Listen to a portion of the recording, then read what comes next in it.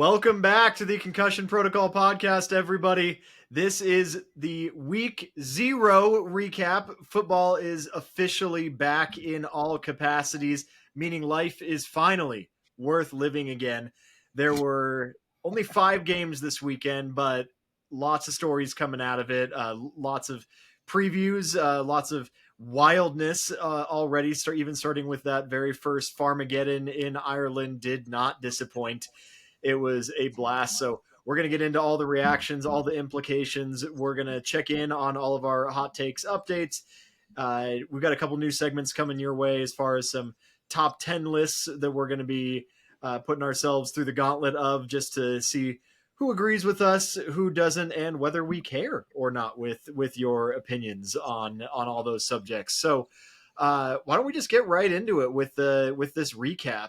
There were 5 great football games this weekend, and we saw some sparks from some people. We saw an entire lack of any kind of life or hope from others. And then we saw one of the sloppiest, weirdest games that you will see in a long time with that first one. That kickoff, the Irish Classic, or whatever they're calling it these days, the Farmageddon across the pond between Iowa State and Kansas State. 24-21 going Iowa State's way. I personally thought that Kansas State looked like the better team out there, but Iowa State definitely had the discipline, and honestly, I think they just got the ball last is what it came down to. But what were your guys' thoughts on that one? I wouldn't say that Kansas State was the better team in that game. Obviously, like you said, it was sloppy on both sides. I think at the beginning of the game, Kansas State probably had a little bit of a better start. But as far as quarterback play goes, from Iowa State, I felt like he was struggling at the beginning. He looked very sloppy and a little bit unpoised and just uncomfortable, which is fair because, the field conditions were not great there. Obviously, both teams were surviving off the run for so long, and I think it was like the third quarter when they finally started like taking some shots, and Iowa State shots were some good shots. Kansas State answered with one like right after they scored, but I think Iowa State was the stronger team. I think they deserved that win, and that's going to help them with their conference. Can I make 2 statements that contradict each other? Yes, please. Why not? That's all we do here. Yes. One, I don't know how much we can actually learn from week 0 or week 1, because teams grow so much from it, or, teams, they can be drastically different by the end of the season. However, that being said, I'm worried about these 2 teams because that first half was just ugly. It was bad. Oh yeah. And you can chalk it up to weather. I'm sure that had part of it. But you would think that the experienced coaching on both sides could have adapted to it, could have come up with a game plan to prevent the madness of the 20 fumbles that happened in the so little space of time. At halftime, they clearly cleared it up, or the weather did, and they played a normal football game. But that first half was bad. I don't know. I can't explain it. The coaching, in my opinion, should have been prepared for something like that, and it wasn't. That being said, I agree with Chase. I think, Connor, you might have a different opinion, but when I was watching it, I thought Iowa State was the better team between the 2. They were not bad, but I think Iowa State has a couple more players and did just enough to win that game. Well, let me clarify. Iowa State was absolutely the more disciplined team. I saw more flashes of talent from Kansas State, but I think I talked about this. Well, I think that I talked about this in the Big 12 episode, that I think Kansas State has one of the highest ceilings in the Big 12, but it really rises and falls on Avery Johnson. And is he going to live up to the moment? And he, just like last year, had points where you were like, wow, this guy is as legit as it gets. And then other times you're like, okay, that was a perfectly fine snap, and somehow you still ended up just like running backwards. And the line was inconsistent for him. And when he had a clean pocket, he was picking them apart. I mean, didn't he have like 300 something yards and 3 touchdowns, almost 300 yards passing, 3 touchdowns, no interceptions. Uh, Now it was fumble city out there, but I mean, he played well, but not well enough to close it out. And yeah, I'm not going to hold either of these teams' feet to the fire because, yes, you should be able to adapt the game plan. But ultimately, this is a rivalry game in a weird location in horrible weather. Neither of them put their best foot forward. And I can only see both of them improving from here on out. Somebody had to win that game. I hope Kansas State doesn't get dropped from the top 25 like this. That'd be kind of a rough go for them. But they might be. Okay, Yeah. so here's another one of my grievances with this. I don't think Kansas State deserved to be ranked as high as they did. I mean, they're a good team, and I think they'll finish up good. But I'm going to name two games last year, and all Kansas State players or fans will know what I'm talking about. BYU and Houston. They just have these games where they're like, what was that team that just came on the field? And how is that the same team that was there the previous week? I mean, they just melt down certain games, and they melted down in this game, especially that first half. I mean, if they put up a competent first half, they could have won.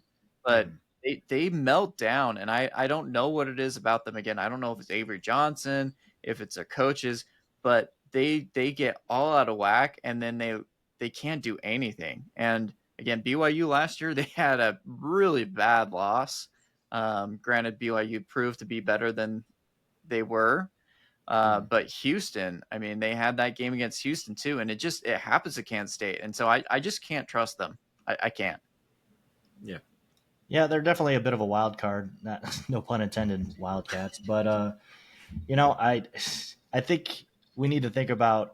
We're talking so much about the offensive side. We do need to talk about the defensive side. Both of those defenses performed really well. Like there were some big hits in that game. Like That's fair. I was sitting there watching a play that looked like it was going to be nothing, and then this linebacker or the safety comes out of nowhere and just bam hits them, and I'm like, wow, these defenses are performing really well. Like that's another reason why it was so hard for both teams to perform in the first half. Like it was a lot of running and short passes, but the defenses on both sides looked really good, which is something you kind of like to see in the Big 12. So, yeah. Yeah, I think that one of the big reasons that they were ranked high was because everybody was expecting Avery Johnson to take that step, to come into his potential. And as of week 0, I don't think he did. I'm not seeing anything more from him than exactly what I saw last year, and it's going to be a rough go for Kansas State as far as, should they be fighting for the conference title? They should, but not if they play like they did last week on offense. That defense is it's looking like it's the only reason that they're going to have a shot, because they were swarming. I mean, both of those teams had massive goal line stands. I mean, I think there was one point where they each had 4 stops and then got a penalty, so they got a fresh set of downs. There was 7 stops in a row, something crazy like that. On at least one team had that. I could have sworn they both did it, but yeah, they both fumbled within the red zone and got possessions in the red zone and could not capitalize. And I mean, credit to the defense, but worried about the offenses. Mm-hmm. Yeah. Should be interesting for them moving forward. I mean, congratulations to Iowa State. There were a lot of doubters that they would be able to, including me. I mean, obviously it's just game 1, but I was thinking this was going to be a very close game on paper. It was a very close game, but I wasn't expecting Iowa State to look as good in as many of the phases as they did.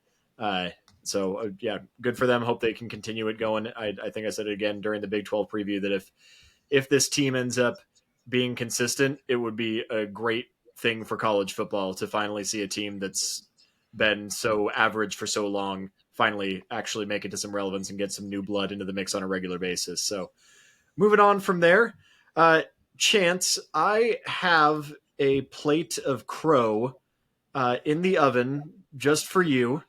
I would like you to give us your most eloquent defense of the great marvelous Dan Mullen and the incredible UNLV that took 45 minutes to be able to get its first lead against the most average FCS program that you've ever seen in Idaho State at home. I think the spread on that was like 22.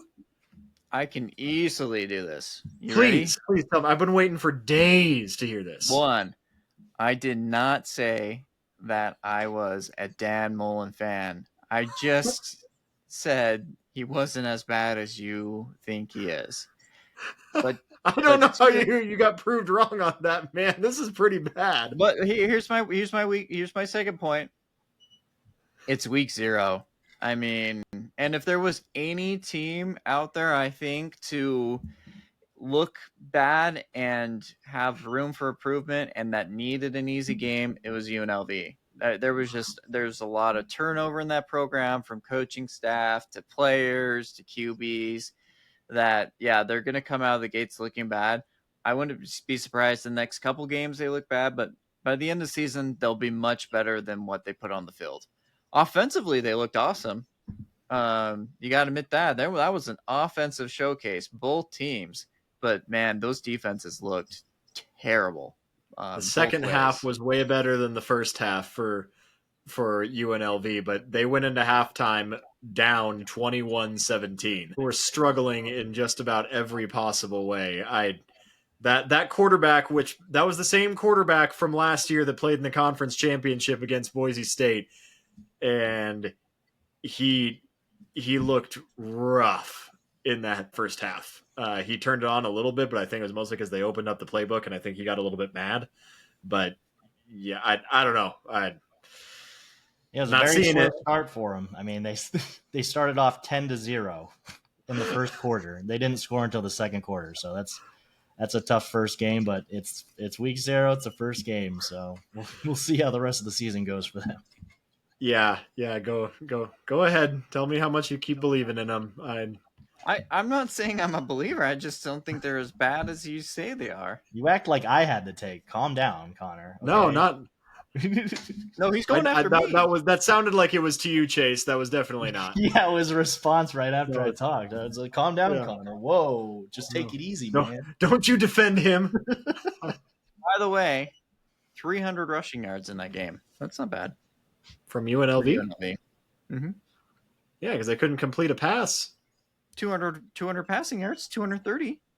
Yeah, and Idaho State's quarterback put up 380. Yeah, that's a problem. Yeah. You tell me if you're letting Idaho State put up 380 yards that you're going to repeat again as Mountain West Conference Championship appearance? You're telling me you're going to run the table in conference except for the Broncos? I never said that they were going to run the conference. Outside, we'll get a replay going. All right. I mean, I'm pretty sure I didn't. Well, I think we said last year, if it weren't for Boise State, that they could have made the playoffs and that they could have run the conference. Yeah, we said that, but we just said, hey, we shouldn't just bypass them. Is all that we were kind of saying. All right. I'm not going to hold your feet to the fire for too long. We got too much to talk about them. But there is instant replay, so we'll see. I mean, if I need to take some fire on that, then I am a UNLV fan for this whole season. we have hopefully they do improve, because this would be real rough for a man that used to coach in the SEC to fall this hard. We have recorded evidence we're gonna have a season long of recorded evidence, so we're all gonna contradict ourselves at some point. So don't feel too bad if you did. Yeah, I just don't think I did, but maybe I would have. I don't know. All right. Anyway, maybe I took any amount of hype for UNLV as being too much hype. Disrespectful. Yeah, maybe. Hey, let's talk about fine. We'll get some of the heat back on me for a second, I guess. We'll take the flames away from Chance for just a second. Kansas, that was my first hot take. Well, they looked real good in my opinion. That's where my heat should come from, because I thought Fresno State was going to be much better than they were. They were just completely outclassed, and those Jayhawks, whew, they look good. They look Looked really really good. good. Jalen Jalen Daniels looked Daniels. like a Oh my monster, gosh. dude. I'm a little scared, Chase. I'm not gonna lie. I'm not. No? No. Okay. You just think I mean, I thought Fresno State was better than they turned out being, and hopefully they just are terrible. Because otherwise Kansas State might come gunning for us. I'm telling you, man, there is something special going on in Lawrence. It's going to be tough. I'm a little bit scared for the rest of the entire Big 12. Like the throws that Jalen Daniels was making, like the arm angles, the speed that he was running at. Like there's a lot of quarterbacks who can throw on the run, but he was like throwing on the sprint. And there were windows he was fitting in the defense, like these were triple coverage windows that he was throwing into, and he was lighting them up because like he was just throwing it so hard and so fast that it didn't matter that it was into coverage. Like they couldn't react fast enough. But doesn't that worry you, Connor? Because maybe Fresno State can't take advantage of that, but when you face a real defense, you can't get away with that. Mm.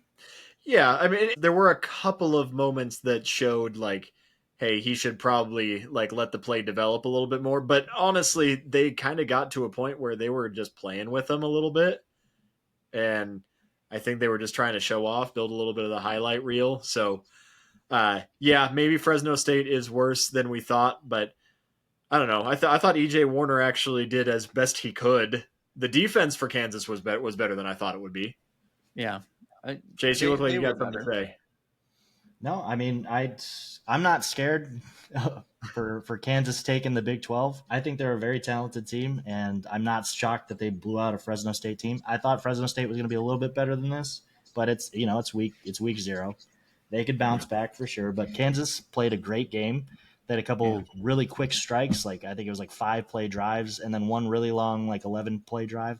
So their offense is kicking. So they're definitely going to be in the conversation. But I just think there's a lot of talent in the Big 12, and I think some other teams are going to come out on top. So that's why I'm not scared for your hot take. But they are definitely a team that deserves what they're getting right now. They look good.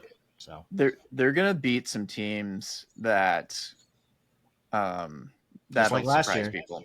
Just like last year, yeah, for sure. I will. There's a couple of concerns that I will raise, and this is unfair to do on week 0 when they just blew out a team. But the one I already mentioned, when you're throwing into coverage like that, you can get away with it for Fresno State, but you're not going to get away with that forever. So hopefully he's just playing around and whatnot, and he doesn't do that in future games. But there were some other plays, one specifically where he got out of the pocket. He had so much time, and he was deciding, should I run? Should I throw it? And they were up, and he was toying around with them. But one of the Fresno State players caught up to him and just laid him out, Jalen Daniels. And I worry that's a Jalen Daniels problem going forward is, hey, you gotta decide, are you a passer, you a runner, commit to it, protect your body, don't get injured.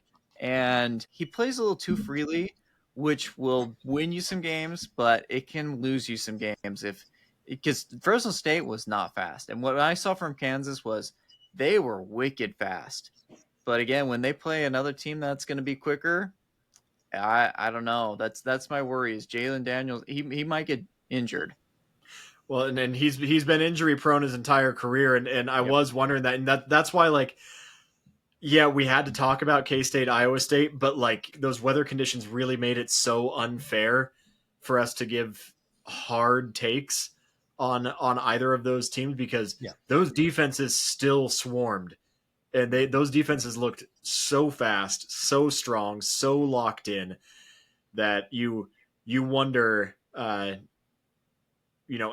much more of a defensive slugfest? How much would that score have been higher or lower had the weather been good? Like, I don't know because it was hard to compare. Kansas blowing out a mid-tier Group of 5 team versus what might actually be by the end of the season. Those teams very likely could still both be ranked, and so yeah. But either way, I'm really excited about seeing if this team finally lives up to it. They made a good first statement. I strongly hope that they can continue.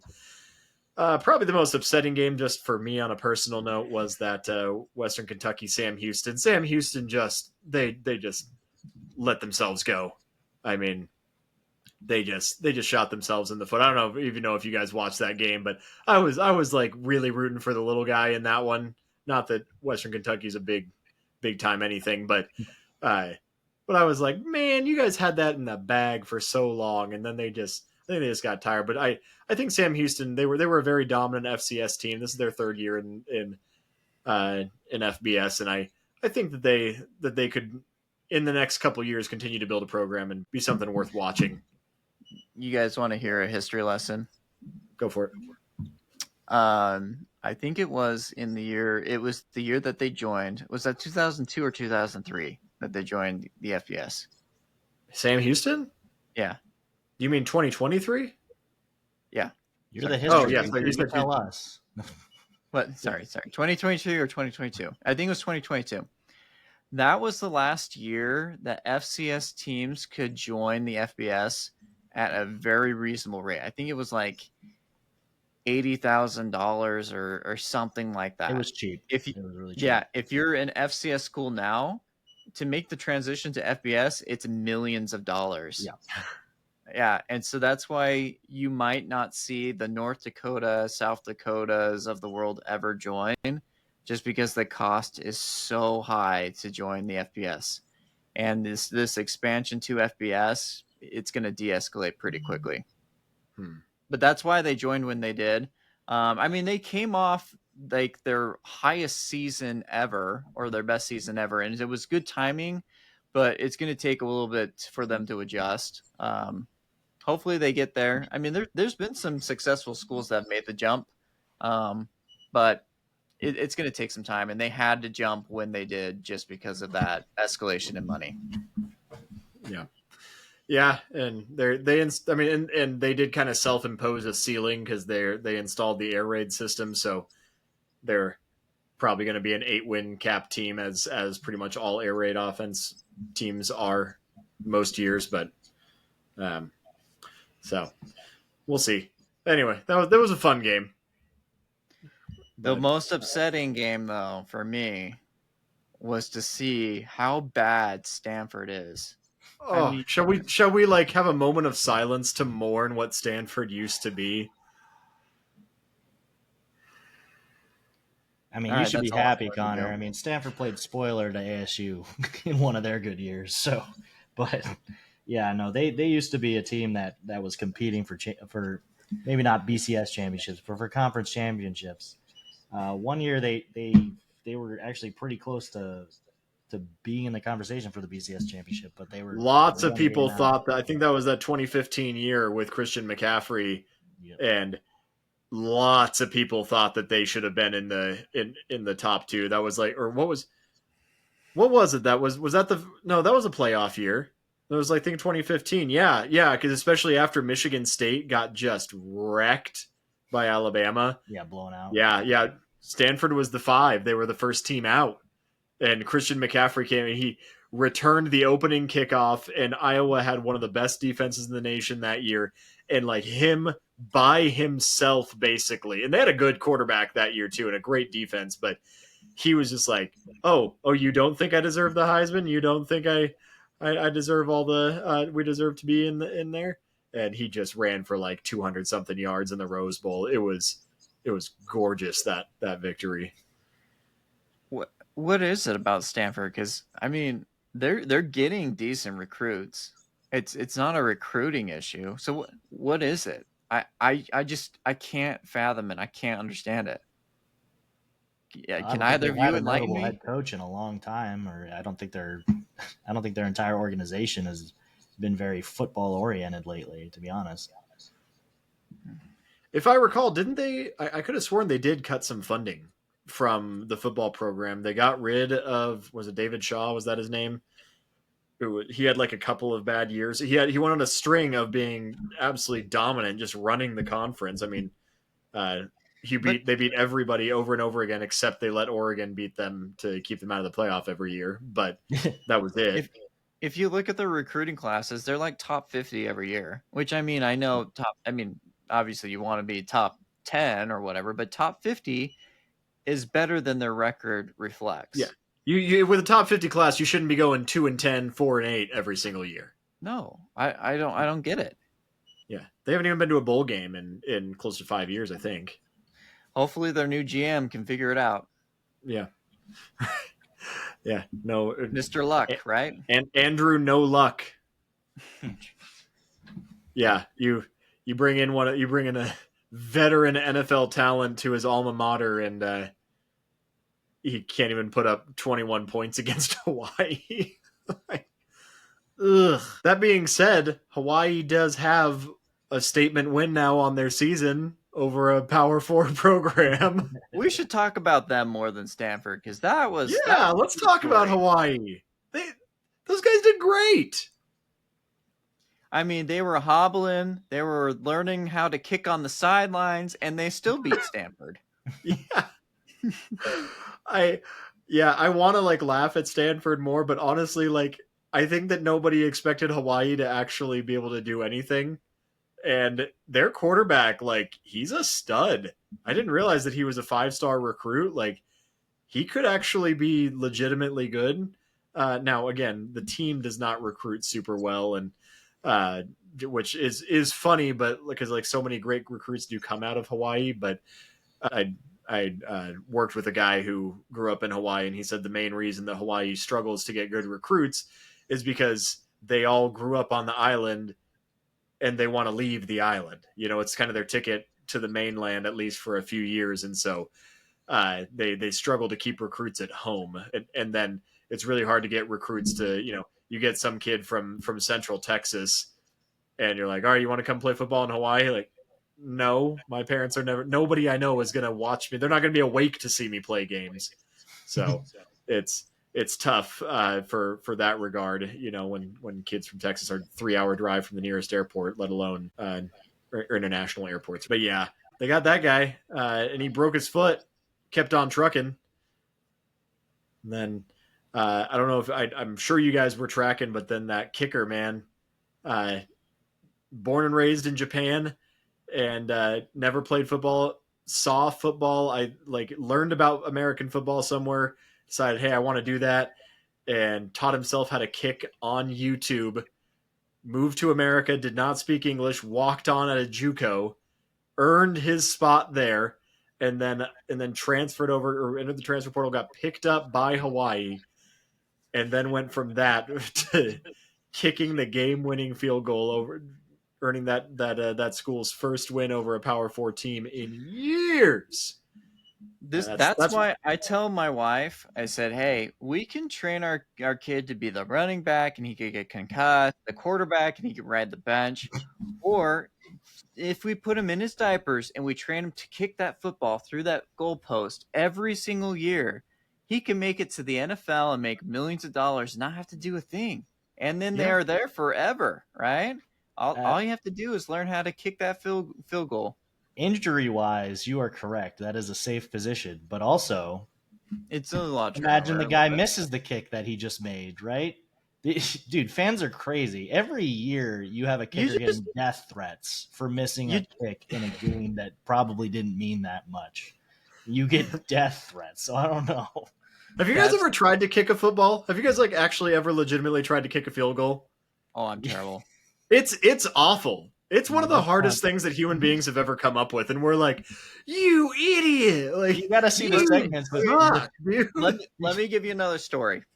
I went to high school with a kid, and he was a soccer player, pretty good soccer player. And then we ended up at the same college together. He was playing soccer again. I was running track, cross country, whatever. Then he decided he was just going to change. Never had done this before, but he's like, you know what? I'm going to start kicking footballs. And so then he tries to walk on to a couple schools. He ends up at Utah, and then he became a Pro Bowler and Super Bowl winner with the Rams, Matt Gay. So, I mean, I'm just saying, if you've got the talent, you just work at it. I mean, he's bounced around like 3 or 4 teams now, so that's pretty rough. But if you make it like Adam Vinatieri, you're a hero until you're like 45. If you're one of the greatest kickers of all time, yeah. Okay, but if you're in the league for like 4 years, you made $4 million. That's more than we'll ever make, right? Definitely money-wise, that's amazing, but it's definitely a lot harder than that for sure. But well, I mean, okay, like Connor said, if you've seen any of those college game days with Pat McAfee, and you see the college kids kicking it, most of the time they're missing those kicks, man. Like it's not even badly missing. Yeah, they're shanking it into some girl's face on the sideline, and then they get another. It's a hard thing to do. Have the kids kicking their diapers; they'll be good. Here's a question for you, because I legitimately don't know, and I hate to sidetrack us. What do kickers do at practice? Kick, presumably. Like, I mean, they obviously go and weight lift, and then do they just like sit there by themselves and like kick field goals all day? Is that what they do? Lots of Bulgarian split squats. Yeah, I mean, it just I don't know. Sounds like, unless you're like those 1 or 2 moments where you're like, oh shoot, this is the kick. Sounds like a pretty good gig to me. Yeah, I don't know. Well, and also because like you'd think that they would want to like get in the mix a little bit, but they're like, no, you're the kicker. We're not putting you at risk for anything. Like, you're not allowed to try to run through pads. The worst thing you have to do is pretend to try to tackle somebody when they're going for a touchdown, right? Yeah. And even then, some of the Pat kickers get McAfee, into unless you're doing built that. like a tank, but even then, no. Yeah. Oh, anyway, that's what college football is all about, in my opinion. I love that. It was easily the most exciting game of the weekend. Two teams that apparently were evenly matched, and Hawaii got the upset victory.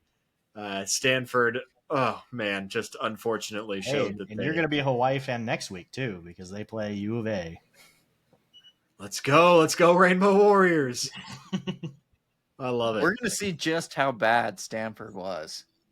Well, if Hawaii then beats Arizona, because Arizona was a dumpster fire last year, back-to-back P4 teams. Let's go! They're on a streak, man. Put them in the earning votes on the AP poll. I got to change my playoff bracket really quick. Yeah, right? Hawaii Rainbows in there. Yeah, man. Now, all right, moving on from the mockery of the losers and the adulation of the winners. There's one data point hype to go around, but to move on to week 1. Week 0 is done. Week 1 is upon us. Games start Thursday. We have hot takes that are going to be coming true. Lots on the table. Chance, you have your first of 3 strikes to come as the first game of the day on Thursday. Boise State versus South Florida. How you feeling? This is probably the best chance for it to go through. That in the Florida game. Whew. I feel in the swamp. Come on, man. This is easily the safest. No, I said this was the easy, and then Florida. Yeah. I don't know. But go on. Well, I guess Miami maybe. I don't know. I think Florida's a little more overrated than people think, in my opinion. Well, I thought they were underrated until I saw the rankings came out, and then I was like, wait, why are they ranked that high? Same thing with Michigan and what was the other team? And Oklahoma. I thought that they were underrated, and then they got ranked, and I'm like, okay, wait, these guys are overrated. ESPN's listening to us. That's the only explanation. They're taking what we say seriously. They're going to get some benefit of the doubt in the preseason poll. If they've gotten a good recruiting class, they're going to get some benefit of the doubt for sure. All right, whatever. They don't have to prove it, I guess. They just, so the name makes them know. You'll know by about 8:30 p.m. our time whether or not South Florida means anything to the picture. So, well, I mean, I actually feel decent. I feel decent. All right. Well, we'll see. Think there's a good chance. You might be the only person in Idaho cheering for South Florida. No, I feel bad because normally I like Boise State and I like rooting for them. So I feel bad rooting against them. And I'm sure a lot of people I know here are going to be very mad at me when they lose. But it's got to happen. It's for the hot takes. It's better they lose than I get a hot take, right? Hey, Chance, I'll raise you one on the stakes. This is not a hot take of yours, but we got Sam Houston hosting UNLV. Okay. UNLV wins. Okay. All right. Sam Houston's a way better program than Idaho State, brother. But Okay. Auburn Baylor is the big game on Friday, though. In all seriousness, I am That's gonna never be a going to be a bigger real Baylor interesting fan game. than on that day. Mostly, not even because I'm a Baylor fan, but because I want the Big 12 to get some attention. I would love to see Auburn be good again, but not against a Big 12 team. I want some street cred to be built up for this conference. All right. Since they didn't get ranked in the preseason, I'll go ahead and say this. I think Auburn is underrated. I think they're better than people think. But I think they're going to have a rough start to the season because they've got to figure out Jackson Arnold. They're Or gonna Arnold have a Jackson. rough start to every season because if you saw the 3 teams they got paired with to face every season now in the SEC, they got the worst luck. Dude, they gotta play Yeah. Georgia, they gotta play Alabama every year. What was the Yeah. third team? Ole Miss or something? I don't know. But dude, they Florida, I think. No. Couldn't have been Florida. Anyway. That spread on that game is less than 3 points. I do hope that it's going to be a great game. The other game that's got a pretty small spread on Friday is Georgia Tech Colorado. I honestly have a feeling that Colorado is going to have fans leaving at halftime. I don't trust this team as far as I can throw them personally. Same. Yeah, And I like think Georgia Tech. Tech's coming for blood. I think Georgia Tech wants to make a statement. I think they've gotten a little bit of hype this offseason, and I think that they're going to go and try to prove why they should have been in the top 25 this preseason. Oh yeah, no, I think Georgia Tech is one of those teams that's going to be in their conference championship this season. I think they've definitely got the talent for it. So I think they're going to blow Colorado out of the water. Unfortunately for Colorado fans, but they've always got next week. They could beat Nebraska or something. I don't know. So obviously we're going to be talking about some of the bigger games that are happening on Saturday. We're going to be doing a hot picks of the week segment here at the end. So let's run through some of the smaller time matchups that could have later on implications. We got Jake Retzloff making his debut hosting Northwestern in New Orleans. That's really flying under the radar, but it could actually be fun to watch in that we could see if Jake Retzloff and Tulane are able to integrate and get over their massive transition and transfusion from the transfer portal. And this is, as far as Power 4 teams go, obviously Northwestern is pretty bottom of the barrel. There's a lot of Group of 5 teams that would be favored over them, but still, the spread is small on this one, and I'm hoping that they are able to make it. If this is a close game, then I'm gonna rescind a lot of my Tulane hype, but I'm very very much thinking that it's going to be a big time win for Tulane. What are you guys thinking? Yeah, I've got Tulane. I like them. I mean, to be honest, I think I was talking maybe to you, Connor.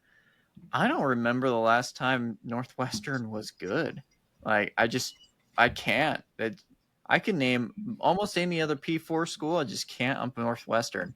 And Tulane's got some firepower. They'll be good. They've got a tough schedule. I feel bad for them because I probably would have them more in contention for a playoff spot were it not for their schedule. But they should take the cake on this one.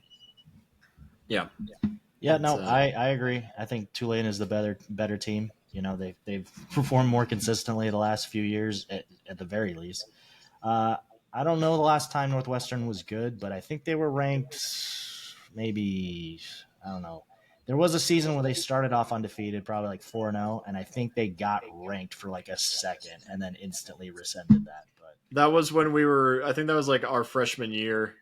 Chase, I'd say a few years ago. It was like it's been a hot minute. Neither of us were driving. I do remember that season, but neither of us were allowed to drive legally. Wait, you said is that freshman year of 2009? high school? Oh my god! It wasn't too long ago. It was like freshman year of high school, buddy. Oh my! Is that like 2011 or something? Yeah, something like that. I'm pretty sure that's the last time they cracked the rankings because I remember watching them being like, oh, Northwestern, like Number 22. All right. And then they played like Iowa or something, and it was like it was a mid-tier Big Ten team at that year, and it was like a thrashing. And that was it. Well, I'll tell you what, the Big Ten is happy about that. They can protect their big dogs. If they've Yeah, the got Big Ten is always Western happy team to in the have conference. 80% of the conference be terrible. You know, I rescinded. Apparently, in 2020, that great year for football, Northwestern ended the season ranked 10th. Are you No kidding? Well, yeah, because half way. the team didn't even play. 10th in the final AP poll.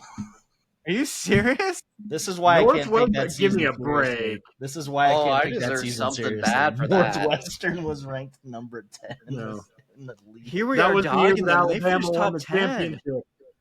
Oh, that's why I can't take that season seriously, man. No. I thought Give that me a was break. the internet screwing with me. Jeez. Well, I feel awful now.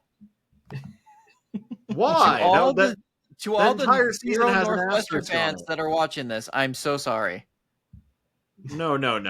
I'm not. One of the first things First that of came all, up when I which typed in Northwestern fans are you referring to?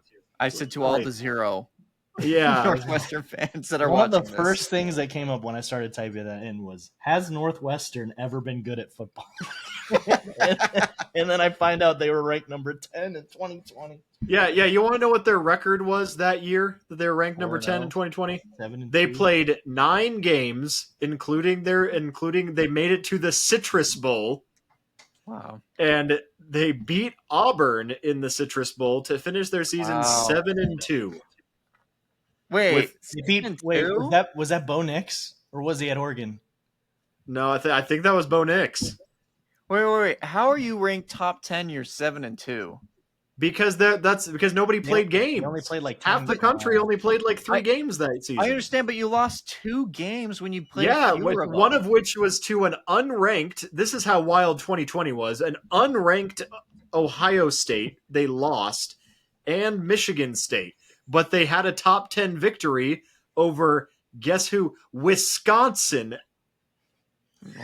That's how crazy that year was. That Ohio State was not ranked and lost to Northwestern, and Wisconsin was a top 10 program. All right, I rescind Northwestern fans. I'm sorry. That doesn't count. You've never been good, and you never will be. Yeah. That's not what we call a resume. That doesn't happen. Give me a break. What a year for college football. Yeah, wow. It was wild. So, anyways, yeah, that's a game that I'm giving to Tulane. Other than that, we got a couple fun matchups. Oregon versus Montana State. We're going to see if that Oregon team is actually reloaded. I'm a little bit scared of this Oregon team.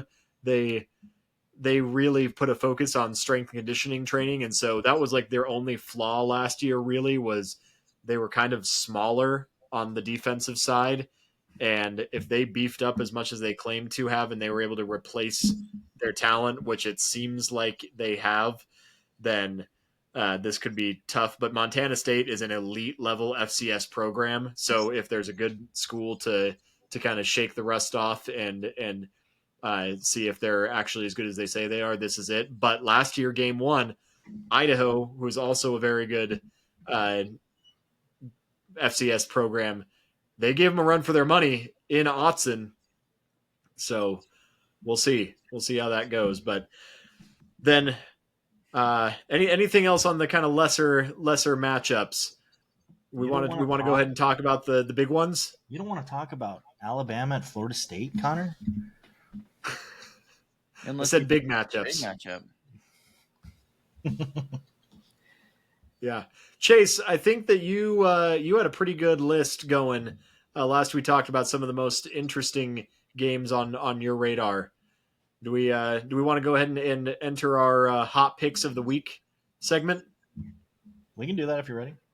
Yeah, I think let's go for it. This is a segment we're introducing called Hot Picks of the Week. This is another game that we're going to play that's going to move into our Hot Routes, Hot Takes game. This is going to be an all season long games. So we're going to pick some of the biggest, most interesting matchups. And that when I say most interesting, that doesn't necessarily mean the highest ranking matchups. We're going to be talking a lot about some high ranking matchups and some just interesting games that might have, unseen playoff implications.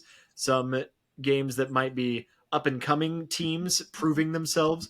And then we're going to see whose picks over the course of the year stack up. So this week, how many games are we looking at this week, Chase? We're doing 6, so we agreed 6 upon games. All 6 right. games. The first one you mentioned it earlier, Auburn at Baylor. Okay. Who wants to go first? I'm gonna go Baylor. I think Baylor's for real this year. I think that they're gonna take a step. I don't believe in Auburn. I'm sorry. It's at Baylor now.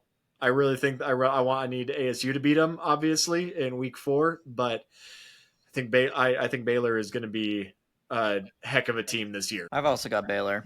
I think Auburn actually will turn out to be a decent team this year and surprise a lot of people. But I think they need time to get adjusted to the new quarterback, to everything, and with it again being week 1 and the coaching advantage at Baylor, in my opinion, giving them. Yeah, I believe it's unfortunately for SEC fans, it's unanimous. Baylor's a team that I really believe in this season. I see Baylor going really far, even possibly to their conference championship. So I think Baylor's going to take this game, especially because it's at home. Maybe if this was at Auburn or later in the season, I think Auburn would kind of get some momentum going for them, and I think they'd compete better. But I think because it's the first game of the season for a very inconsistent Auburn team the last few years, I think Baylor's going to take this game, probably by more than a touchdown. So we're all wearing the Baylor hats this week, huh? Go Bears. Okay, all right. That was a lot less controversial than I thought for the opening one. Let's go. What's next?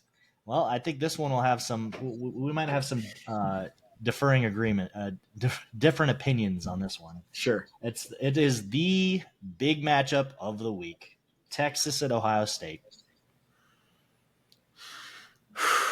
We've already gotten some hate online for this one. Oh yeah, we've gotten a lot. So, Chance, what are your thoughts on this game? Who do you have?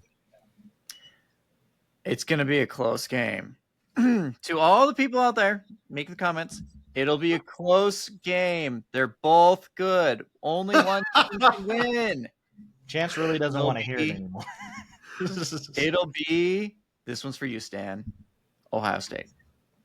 Ooh, shout out to Stan.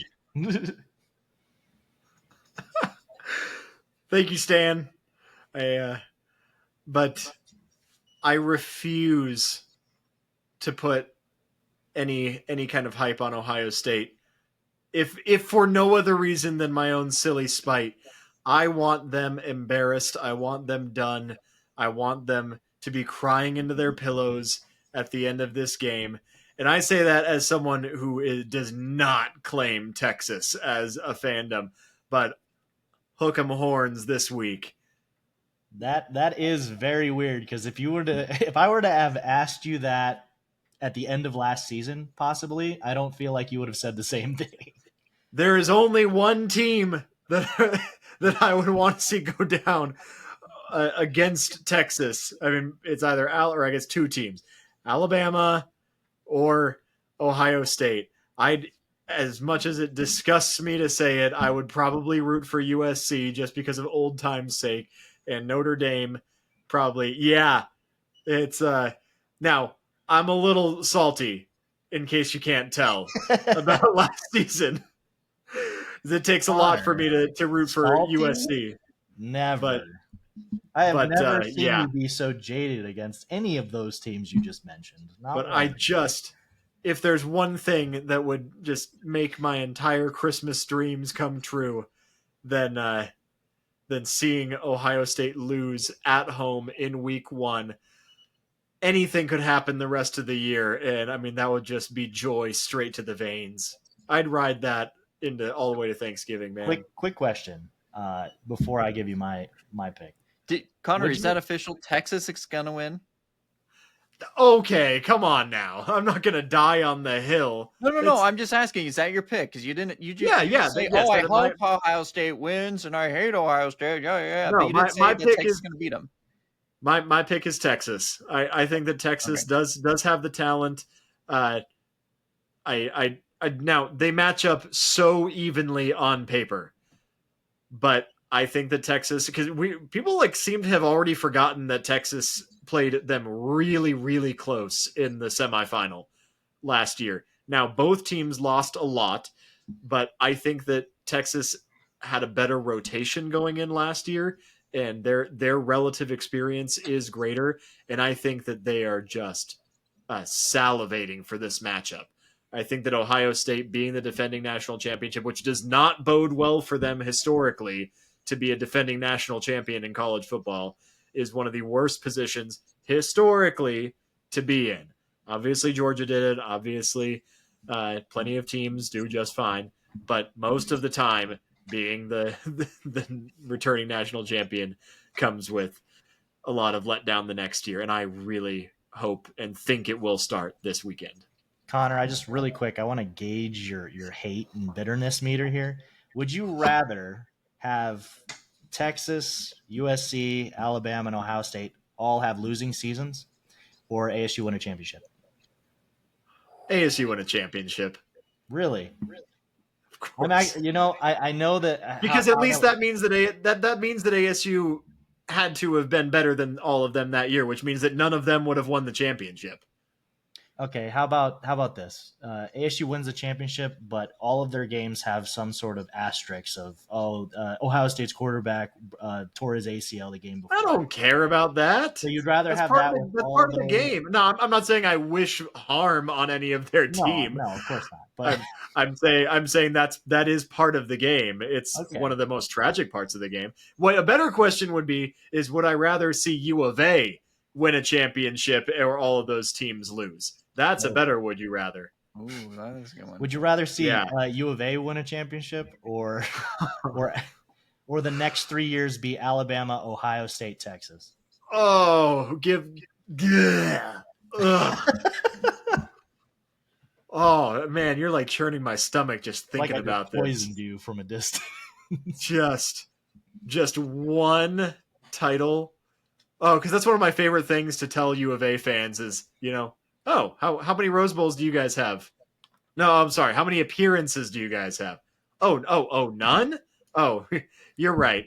You're right. All those territorial cups that you guys won in 1930, then those really matter. I'd probably have to say watching U of A win a national title, just because at least the state of Arizona would have something to be proud of for once. Yeah, to be fair, that is pretty fair. You're like, an Arizona team won something? Yeah, what? I mean, the Cardinals aren't going to do it. The Suns certainly aren't going to do it. Oh man. Yeah. So all fine, right. if you put the gun to my head. I am glad to see that your bitterness. I'm surprised you wouldn't have just pulled the trigger. I have to choose between one of those. Yeah, it's been a nice ride. I don't want to live in a world where either of those things are true. All right. Away from the tangent. I actually. So Chance, you were trying to hot take Connor there for a second. No. Well, here's my thing with Connor. Is he'll go on about how he hates something or how he has this passion or whatever, and it's not based on any facts. It's all on emotion. And so he was just talking about how much he hates Ohio State. And so I just wanted to hear, what's your actual pick? I know you hate Ohio State. Are you picking Texas? And then I wanted to ask him, is there any reason besides your hatred that you want to pick Texas? I just gave a bunch of reasons. I think that they have more experience. Not before I asked you that question. Oh, That's why that came about. Okay, I get you. Right. I get you. But hate is an emotion. So if he's talking about some team he hates, it's going to be a bit emotional there. But I'm in agreement with Connor. I think Texas is the better team. It's on the road. That's the only reason I think Ohio State might keep it close. I think if this game was in Texas or even a neutral field, I think Texas would take this game by more than a touchdown. But I think Texas is going to take this game. I think the championship hangover is a real thing. So I think with all the question marks that Ohio State has, which they don't have that many for you, Stan, and all the other Ohio State defenders out there. You don't have a lot of question marks, but I think Texas has less question marks. So I think they take that game. So, which Yeah, at the same time, I don't think it's going to affect you that much for championship wise or playoff no, wise. You lose that game either of close, these, you're still probably ranked in the top 5. Maybe either of maybe these teams, if they lose, it won't affect their season as yeah, much. Although if they lose 2 or 3, then we're looking really scary. yeah. For Ohio State, my reasoning is I do think that Texas might have less question marks, but I think Ohio State has more superpower. They've got the best players on the field, and that's why I'm going to pick them to win. All right. All right, we We'll got see. we got one with a different opinion, so that's what I like to see. We're going to know early. I think that's the first game of the morning, isn't it? Yeah, it is. Early. Yeah, 11 a.m. on Fox. Let's go. Why do they do that? Why do they schedule these games in the morning? Like these should be night games. Like these should be at least evening. Well, because there are also interesting games that evening. Yeah, I mean yes, but that one is 1 versus 3. That should not be in the morning. But yeah, Like, do you really want Ohio State, Texas to be airing at the same time as LSU, Clemson? No, but they shouldn't be in the morning. That is like the worst time for it, But Chase, if Ohio State loses, then they have to be sad the whole entire day. Okay, they're gonna be sad either way if they lose. Doesn't matter. They're be sad the whole day. Doesn't matter if they're sad at 11 o'clock at night or 11 o'clock in the morning. I don't know. Just pointing something out. Give me some sort of reason. They lose that game, they're gonna move the goalpost anyway. They're just it doesn't matter. This happened, that happened. They're still gonna win the championship. It was unseasonably warm in Columbus. yeah, That's why. They'll be. We didn't have enough helmet stickers. There will be an excuse for either team. Whatever happens, those fans are crazy. Shout out to you for being so passionate about your teams. But hook them, I guess. Yeah. All right. Game 3. That's. I feel we're gonna have different opinions on this one as well, guys. It is my marquee matchup: LSU at Clemson. You want to start, Chase? I guess it's only fair that I start. It's my team at Chase, which way are you going on this? I wonder who I'm picking. Obviously, I'm going to pick the Tigers. In Death Valley? In Death Valley. It's crazy. No kidding. Which color? Obviously, I'm picking the LSU Tigers. Come on, guys. Come on. I have LSU. My hot take is LSU's winning the championship. They're taking this game. Clemson is a very talented team. Cade Klubnik is a Heisman hopeful. So is Garrett Nussmeier. But this is going to be a very interesting game. What I really hope for this game is that both teams come out ready. I don't want to see stagnant offenses and questionable defenses on the last 5 years of both Clemson and LSU openers. Yeah, you mean? Yeah, exactly. I don't want to see that really for any team. I mean, obviously, the most ideal for me as an LSU fan was seeing them just blow them out straight out the gate. But as a realist, I don't expect that to happen in week 1 for a Brian Kelly LSU team. I think this is going to be a close game. I feel like it might not be as close as most people think, but Brian Kelly's back is to the wall. If he doesn't coach this game good, it's going to set a bad tone for the entire season. He needs this win. He needs it. The team, I don't think, needs the win as much as he does, but he needs it. So LSU could lose this game and still easily make the playoffs. It doesn't affect their SEC record, obviously, so they could easily make the SEC championship with a loss. But I think they take this game. What do you guys think? Clemson. Oh, you go, Connor. He just says Clemson.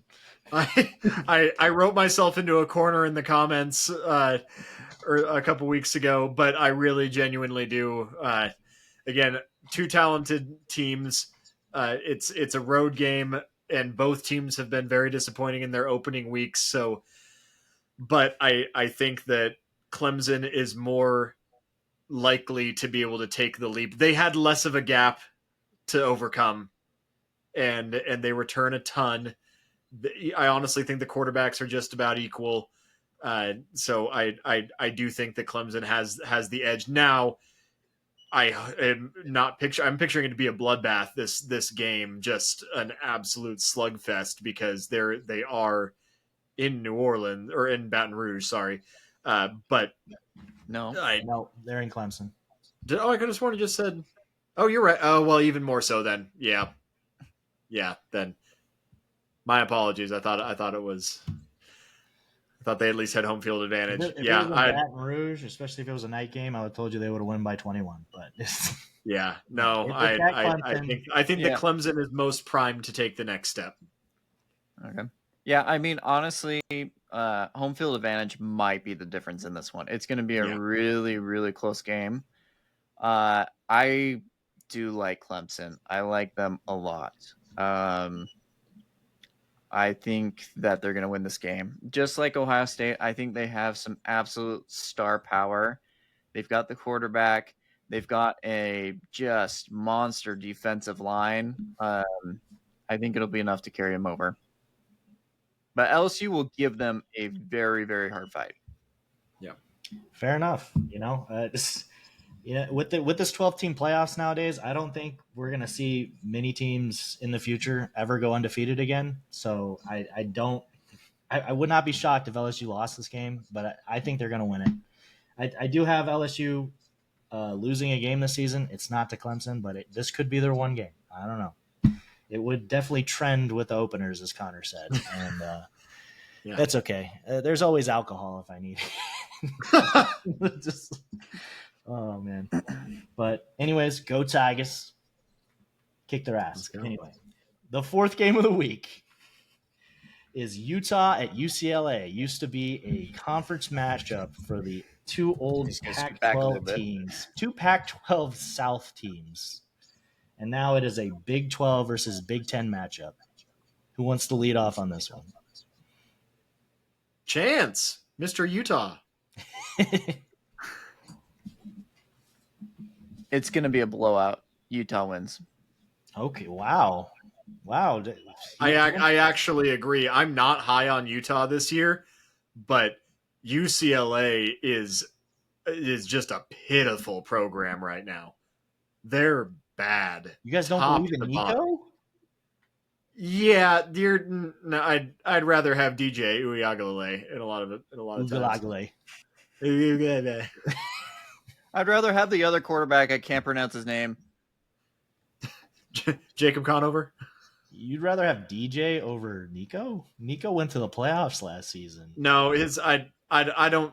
I'm sorry. This is not an X's and O's thing. I think Nico's a talented quarterback, but I am disgusted with his leadership and his mindset, and I think that pours over. I mean, it's like a soft science thing, but I'm a huge believer in leadership concepts and how they pour over and trickle down into every aspect, especially in a team sport. And if the head coach is bad, the team's going to be bad. If the quarterback's not locked in, then the entire offense is going to be bad. I'm sorry. I don't believe it. I'm not a Nico fan. I do not like the fact that he transferred. I do not like the fact that he had every single excuse in the book for why Tennessee wasn't good enough for him. Yeah, that's all how you feel about him as a person. This isn't exactly. This is what I'm talking about. Yeah, okay. He's obviously stuff trickles over. That stuff trickles. It's legitimate. That's leadership matters. If you're not locked in with your mindset, if your ducks aren't in a row, then nobody else is going to be able to trust you. And if your receivers can't trust you, if your line can't trust you, and they were bad last year. UCLA was. Then they bring in a guy who's got the biggest attitude and ego in the world, who fell apart when the season mattered. And I don't see it. I don't see how that improved. All right. Pull it back a little bit. All right. Okay. You guys are like you the biggest ego me out like I'm not like I don't actually give thought to these things. He's got the biggest ego in the world just because he wanted he wanted to have a fair market for his skills. He shopped around. He's entitled to shop around. I didn't like the move either because his team was a playoff team, and I think there should be more like regulatory things on such things, but I don't blame him when he has the freedom to do it. And I definitely don't think that He affects claimed him he from was his- homesick, so he took $1 million more because he was already making $2.4 million to get blown out in the first round to play in the SEC, and he was only like, so he made more money to go to a lesser program, and he was making excuses for it, saying that he was homesick. Like, you're a grown man, get over it and play in Was the he like SEC. 20? Yes, a grown man. You were making all the best decisions at 20, Connor. No, but I also wasn't being given millions of dollars. Nobody was trusting me with millions of dollars to lead an entire national brand to victory every week. You know, I'm not gonna argue one way or another with Nico. I think he's an immensely talented player, and the only thing I can't say is that he has the biggest ego in the world, Connor. But dial it back. There's plenty of players in this league that have bigger egos than him. But you know, I don't think that's going to affect his leadership on that team. You know, the only thing I can say. Go on, Chance.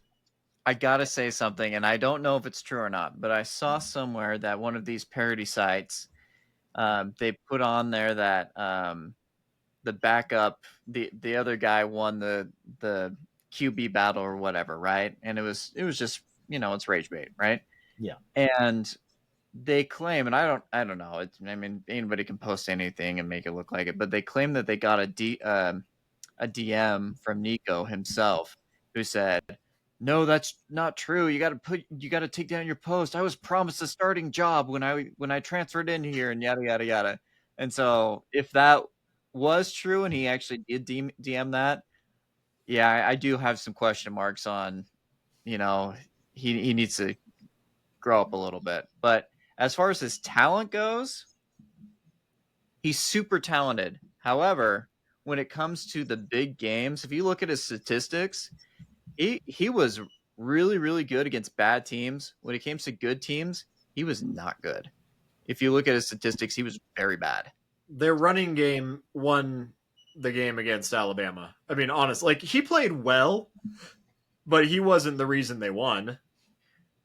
Yeah, he has all the talent in the world, so it wouldn't surprise me if he took off this year. But I can't trust him. He didn't perform. If he was still at Tennessee, I would be a lot more high on him. He didn't perform very well at Arkansas that year when they lost either. So I mean, I get it. He's definitely got his ups and downs. I just think the extreme Connor was putting on him was a bit much. Yeah, no, Connor's always extreme. I think that's I swear, Connor. I'm going to say this one thing before I go into my pick is. I think if he had transferred to any team that wasn't a California school, I think you wouldn't have been nearly as pissed off. Like if it wasn't UCLA or USC, you'd have been like, "Who's that guy? I don't even know who this guy is." But the fact that it had to be one of those schools, your UC prejudice had to come out real quick and be like, "I hate him. I hate him. He's the worst. He's not going to win a single game this season." The only reason I'm mad is because now he lives closer to Disneyland than I do. He's closer to the happiest place on earth, and I hate him for it. Yeah.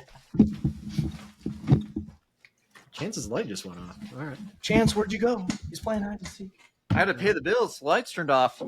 Apparently. All right, Chase. What's next? What's next? What do you got to grind my gears? He has next? to make his pick. I have to make my pick. Oh yeah. And you went off on Nico, and he didn't even get to pick his team. You know, I'm not trying to play conservative like these teams in the playoffs did last season and lost all those games, Connor. I do think Utah's the better team. I do. But UCLA's at home. I think Nico's got something to prove. I think they're going to win this game. All right. Hey, before we move on, we haven't talked about Utah that much, and it's a big part of my fandom. I have to say a couple words about Utah really quick. Everybody, listen up. The BYU fan wants to talk about Utah. Let's see if it's going to be nice. If you're a BYU fan, don't listen to this because I think they're scary good. No, I legit think they're scary good.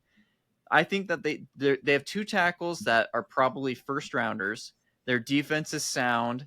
If Devin Dampier can do what Utah thinks he can, I think they're really scary. I'll just leave it at that. However, I don't think he's a Heisman candidate like all Utah fans do, and that they're going to sweep through the Big 12 just like last year, guys, right? But I think that they are scared. I'm scared of them. I hope that they lose every single game, but I don't think they will. They're going to win it against UCLA. BYU fans definitely won't want to hear that last part. I'm scared of them part. I am. It's legit. I am. I'm scared of them. Yeah, that Utah's a reputable team. They're always. Last year was kind of a fluke year for them. They usually are always in it. They were favored to make the conference championship. Correct, last season. I think I'm pretty sure they are again. They were number one. They were the pick to be the number one team in the. I don't know. Picked to win it. Yeah. Kansas State. I think they were both favored to win that, and then obviously it did not turn out at all like that. But like I said, I think Utah is the better team. But it's the first game of the season. I believe it was Utah and Arizona. It's in the Rose Bowl. I think UCLA is taking it. So cool. Game 5 of the highlighted games. This one should be a fun watch because you're going to get to see a new quarterback at Miami playing the national championship runner-ups. Notre Dame versus Miami. Number 6 versus number 10. Who wants to lead off? I am going way back and forth on this one. Those are two very reloaded teams. I don't know what to make of either of them. I mean, Carson Beck is a guy who I used to ride very high on, and then he really let a lot of people down last year in some spectacular ways. Now, I think historically, Georgia and Miami are kind of lateral moves from each other, but if you had to make me pick, I'd probably go Miami just because I think that they have less reloading and they're the home team. So that's my pick. Probably going to be real close, but I think Notre Dame is more likely to have some rust to shake off and some new blood to break in. I think if this was like the 10th game of the season, I might pick Notre Dame, but I think there's going to be too much new for Notre Dame for this one. Give me the opposite for the opposite reasons. And give me Notre Dame because I think that they are actually going to be more sound in the important positions when it comes to lines and defense and what they need to do necessary to win the game. And I think that Carson Beck going into a new system, being a wild card, he's not going to be able to do enough to win the game. Give me Notre Dame. All right. And that's a fair take. Absolutely. I'm not super passionate either way about either of these takes. I think this is the hardest one to pick. It's a close game. I think this is the hardest one to pick out of any of them, honestly. Yeah. It is. Yeah. And you can make entirely fair arguments when the matchups are Texas, Ohio State, LSU, Clemson. Like I think Notre Dame, Miami is really hard to tell right now. Game 1, that's a really hard one to guess. I mean, I agree with Chance. I think Notre Dame's going to take this game, but Miami with Carson Beck had some real flashes last season. He had a lot of downs too, but in that Alabama game when he started coming back. That was an amazing game. It didn't start out that way. It started out a blowout. Most people probably would have turned off their TVs if they didn't know how college football works and how there's always somehow a chance for a team to sneak back in. But, I think Carson Beck has a lot of talent, and he's going to do some unexpected things for Miami this season, but I don't think it's going to start out week 1, and I don't think it's going to start out against Notre Dame. I think Notre Dame is the better team, and I think they're going to win this game. All right, and our last highlighted game of the week is TCU at North Carolina. Ooh. Hey, I'll go ahead and start on this one. I see two teams. I see one being led by an older man who's straight to the line, give it to you as it is. And then I see the underdogs. Or should I say the under furries with Josh Hoover. And I see them coming victorious over the old man. Josh Hoover? Josh Hoover. Which we all know that was a deep fake, everybody. If there are any TCU fans who know what the internet is. Allegedly. Yeah. but it is a brilliant deep fake, no matter what. So, yeah, I agree with you. TCU, I got TCU in this one. And we made our thoughts on Bill Belichick known as Bill Belichick in this role at this point in his career, not Bill Belichick overall as one of the greatest NFL coaches who's ever stepped foot on the field. But yeah, I don't see it. Yeah, it's it's definitely hard to go against Bill Belichick in a game against a team that's, TCU isn't the greatest team, but they're definitely a team that's, been there. So it's hard to go against a Bill Belichick team, but even when Nick Saban first started at Alabama, they lost a terrible, terrible game. They lost a couple games that season, but they lost a terrible game to a I'm forgetting the name of the team right now, but it was what was it? Why am I losing it? It was a very bad team that they lost to that season, and then within like 2 seasons they were winning championships. So even Nick Saban had growing pains when he first got to a program. So I don't think Bill Belichick's going to make this team stand out that much in his first season. I think they'll definitely be an interesting team to watch, but I think we're unanimous in saying that I think TCU is going to win this game. So, yeah, Big 12, awesome. Big 12 dominance there. Well, let's. I think that's that's a good. That's a good mix. We started and ended with everybody in agreement on the first and last ones, and then we got a good solid mix of the other four. So, and maybe Bill Belichick makes us all eat crow. I'll admit that we were just horribly wrong. Hugh Freeze by could do the the end of the same week. thing with Auburn. You could. Yeah, maybe.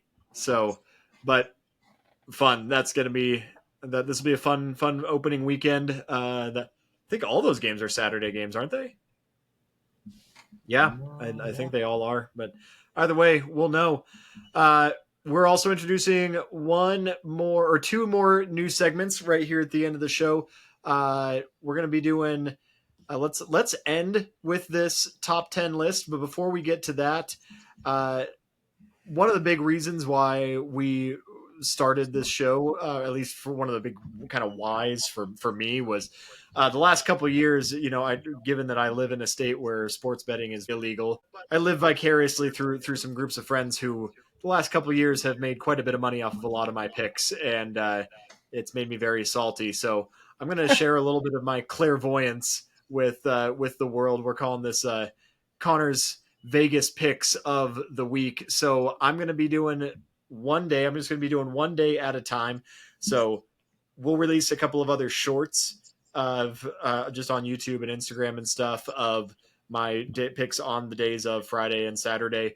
So we'll just do Thursday for the sake of time for this one. This is not me giving my picks for every single game or odds. I'm just going to pick a couple that I think will be good bets. They'll be interesting bets. Sometimes I'll go a little bit wild with them just so I think an upset's brewing. But that's just to make Chance super mad. On Thursday, I've got money line Boise State, which is just a straight up win for Boise State. I'm not going to call the spread or anything like that. But I think that this one might be a little bit crazy for some people, but I got Miami, Ohio beating the spread against Wisconsin. That's a 17.5 point spread. Miami, Ohio is a very proud MAC program who actually has done quite well the last couple of years, and Wisconsin is in a tailspin. They are ripe for an upset or at least a way closer game than that program should allow.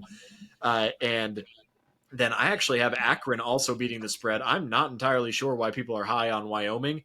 I have half a mind to take the money line for Akron on this one. But again, given that it is a MAC team, I'm not going to be crazy enough to pick two MAC teams to beat anybody out of their own conference in 1 week. So if y'all want to parlay that, that's a plus 408 parlay. So $10 bet on that would pay out $50 if all three hit.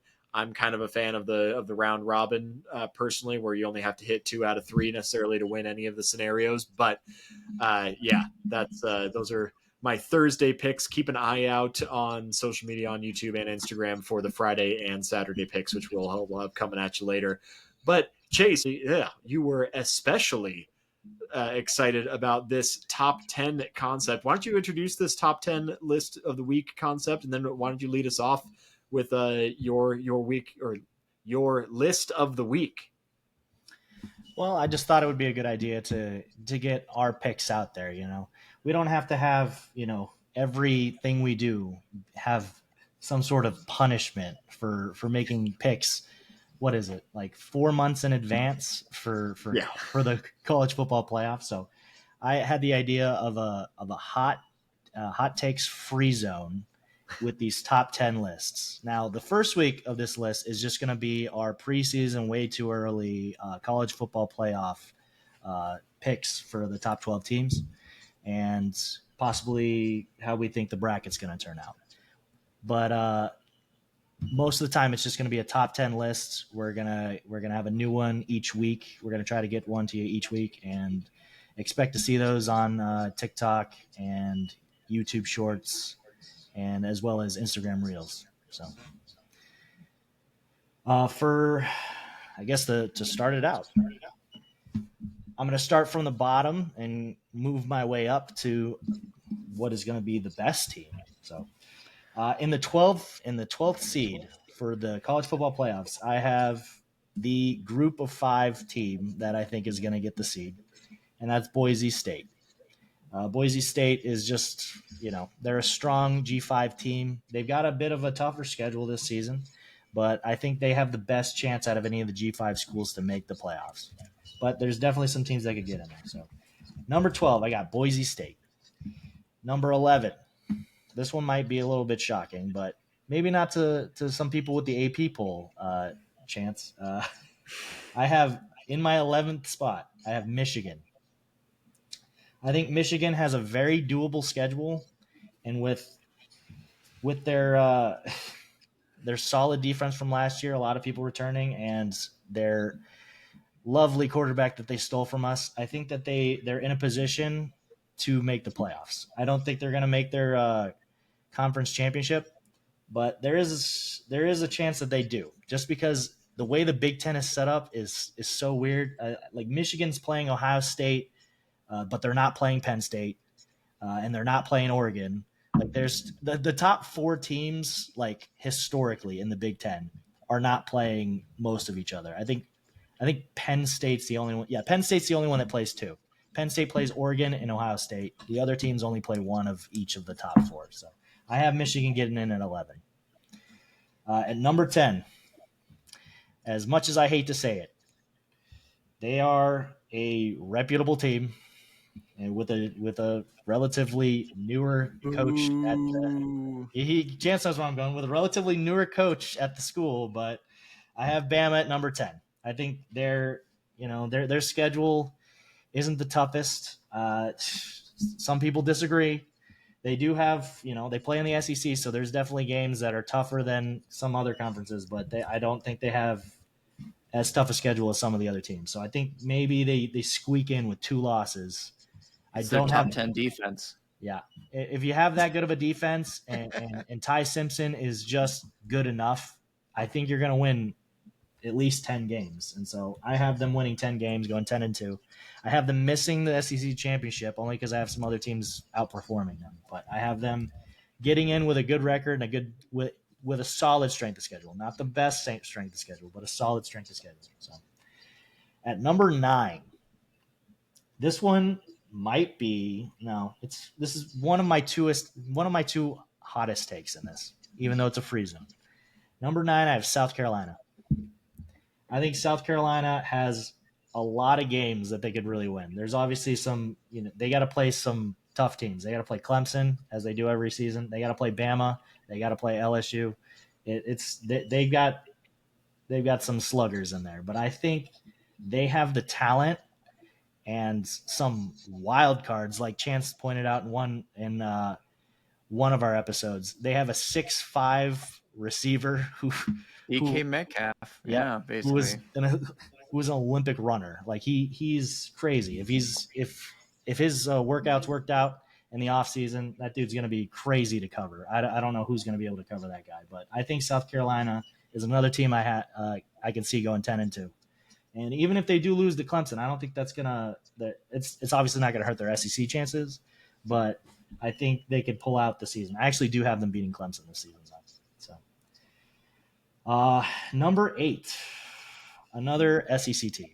It's the team I just picked to beat Ohio State, Texas. Texas is going to have a lot of benefit of the doubt this season. They're obviously starting off the season ranked 1. I think they could drop a couple games easily and still be in the college football playoffs. So they don't have the toughest schedule as some of the other SEC schools, but they do got to play Georgia, and Georgia's been living in their head the entire time they've been in the SEC, which is short, but 2 games is significant. So I think Texas makes it, but that is another team that I have making it from the SEC without making the SEC championship. At number 8. Number 7, Oregon.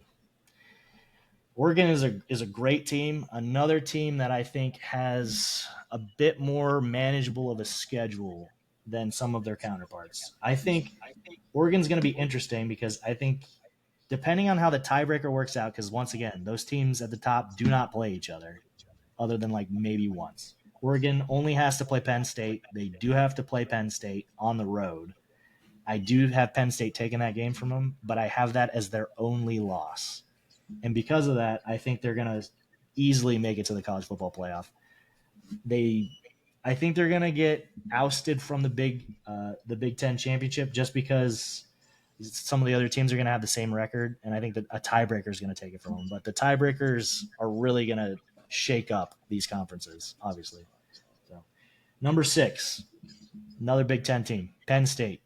A lot of people have them favored. Some people had them ranked 1 this season. I cannot tell you why. I think Penn State is an incredibly talented team, but their head coach is still James Franklin. So he wins games he's supposed to, and he doesn't win games he's not supposed to. So I think this team is definitely going to make the playoffs. I don't have them going that far, but if last year was really the year to do it for them, but with how the bracket worked out for them. But this year is another year. It's another chance for them. But I don't know if Drew Aller is the guy that's going to win you a championship. But that defense and those running backs, it's hard to bet against them, but I am. So number 5, Notre Dame. Notre Dame has a really fun looking schedule. Like there's a lot of solid, reputable teams in there from every conference, and that's what you get when you don't have a conference schedule. Obviously, they have a lot more freedom to do that. But I have Notre Dame making it to the playoffs with 1 loss, and I think they're going to be right at the 5 spot. I think they're going to be the top 4 teams. While I know they don't go to the conference championships, I have it lined up that it's probably going to be conference championship teams just because they're going to all have 1 extra win under their belt. It's going to look better. Obviously, with how the Big 12 is perceived, I do think that Notre Dame could go over them just because they disrespect the Big 12 every year.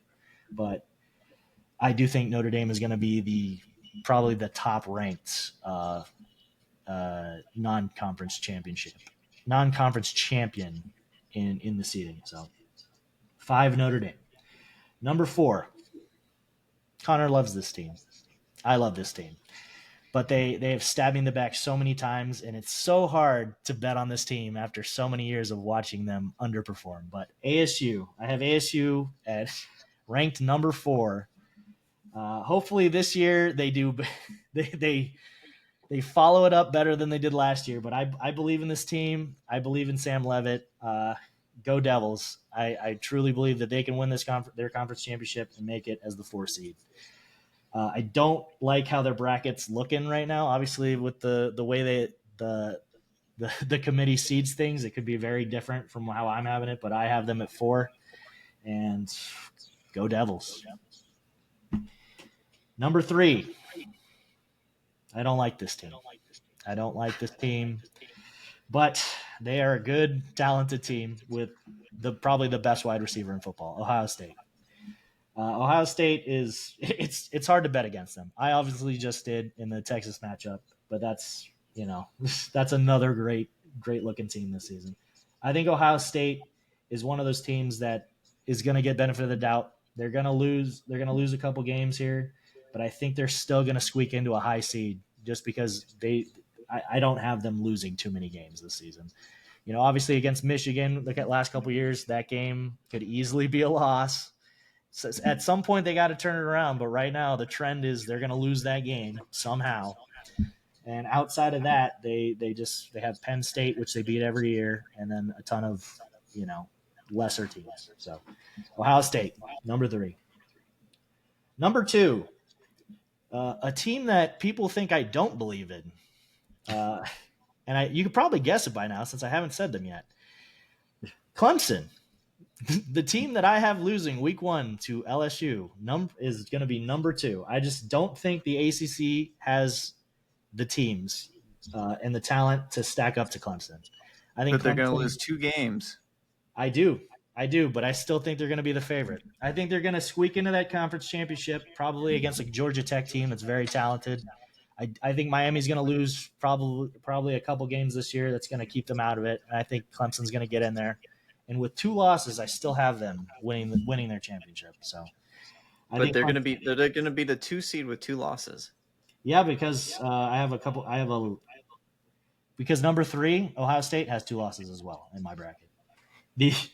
I have ASU. Is it because they're the champions? They're conference champions. Yeah. So I don't have. So unlike last year, obviously they were guaranteed those spots. I think my mindset for the committee is because they still have that one extra win, that looks better than another team that might have one extra win in the regular season. If that's how their schedules match up. And for Clemson, while they have an ACC schedule, they have a lot of good they have a South Carolina out of conference game. They have an LSU out of conference game. If they keep those close, I think those are the 2 losses I have for them, LSU and South Carolina, who are both, well, I won't say that yet, but they're both playoff teams that are going to be their losses, and they'll probably be somewhat close. So I don't think that's going to hurt them that much, and I think winning their conference is going to have them high.